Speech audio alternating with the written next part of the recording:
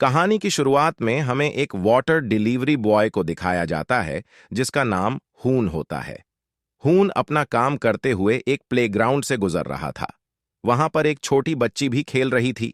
तभी उन दोनों की नजर नीचे पड़े एक क्वाइन पर पड्डी दिखती है, तो दोनों झपट्टा मारने के लिए भागते हैं। लेकिन हून पहले पहुंचकर उस क्वाइन पर अपना पैर दबा देता है, जिसके बाद वो बच्ची हून से कहती है कि अगर क्वाइन के ऊपर की ओर हेड आया तो कौन तुम्हारा होगा, और अगर टेल आया तो ये क्वाइन मेरा हो। हून के पैर हटाते ही वो बच्ची क्वाइन को उठा लेती है, जिसके बाद हून उस बच्ची से क्वाइन छीनने लगता है। लेकिन क्वाइन छोड़ते वक्त हून देखता है कि उस लड़की की एक उंगली में फ्रैक्चर है और खुद की उंगली में चोट होने के बावजूद भी उस बच्ची को दर्द का कोई एहसास नहीं है। जिसके बाद हून एक आइसक्रीम की स्टिक उठाता है और फिर उस बच्ची के बालों में से लगे बैंड को निकालकर उस स्टिक को उसके उंगलियों पर अच्छे से बांध देता है। उसकी उंगली पर ट्रीटमेंट करने के बाद वो उस बच्ची से उसकी फीस मांगता है, जिस पर वो बच्ची उससे कहती है कि मैंने तो तुम्हें ट्रीटमेंट करने को कहा ही नहीं था। तभी वहां पर उस लड़की के डैड आ जाते हैं, जो अपनी बच्ची की उंगलियों में लगे हुए सपोर्ट को देखकर समझ जाते हैं कि उसे चोट लगी है। इसीलिए वो तुरंत अपनी बच्ची को हॉस्पिटल लेकर चले जाते हैं।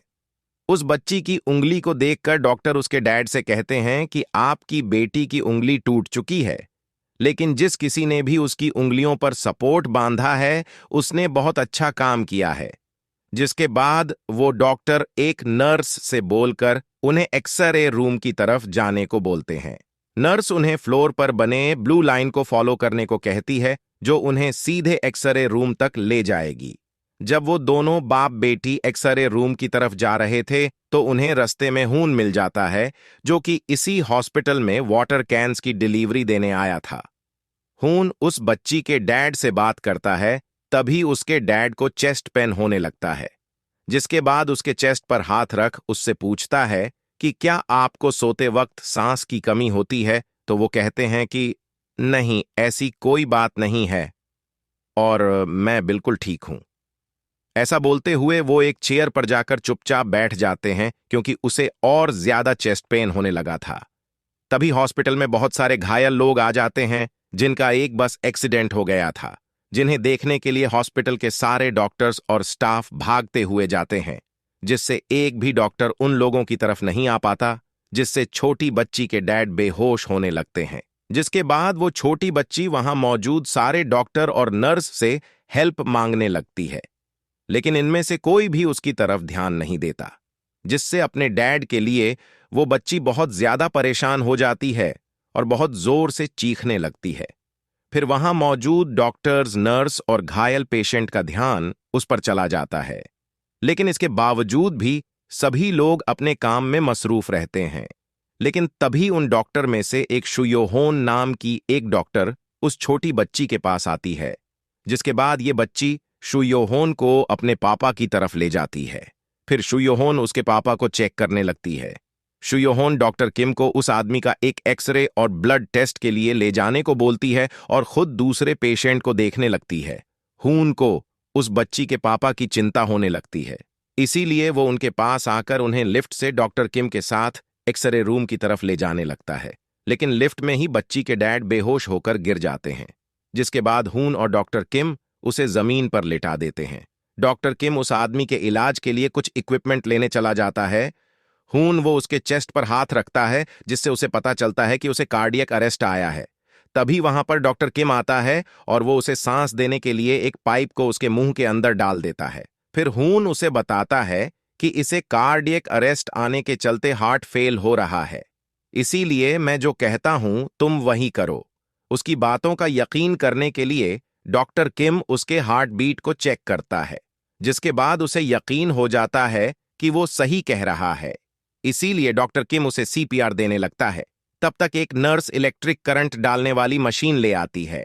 वो उसका यूज करके उस आदमी के चेस्ट पर करंट देने लगता है, जिससे उसकी हार्ट बीट सही होने लगती है, और फिर ये लोग स्ट्रेचर की मदद से उसे ओन ऑपरेशन थिएटर में ले जाते हैं। फिर डॉक्टर किम बाकी के डॉक्टर को ओन ऑपरेशन के लिए बुलाता है, लेकिन सारे डॉक्टर एक्सीडेंट वाले पेशेंट को हैंडल करने में लगे हुए थे। अपने डैड के ऑपरेशन में देरी होने पर छोटी बच्ची रोने लगती है और हून को उसके डैड का ऑपरेशन करने को बोलती है। हून कहता है कि अगर मैंने ऐसा किया तो मुसीबत हो जाएगी, इसीलिए छोटी बच्ची उसको क्वाइन उसकी फीस के तौर पर देती है, जिससे उसने सुबह ही उससे छीना था। अपने डैड को बचाने के लिए उस बच्ची को रोते हुए देखकर हो उसकी मदद करने के लिए तैयार हो जाता है।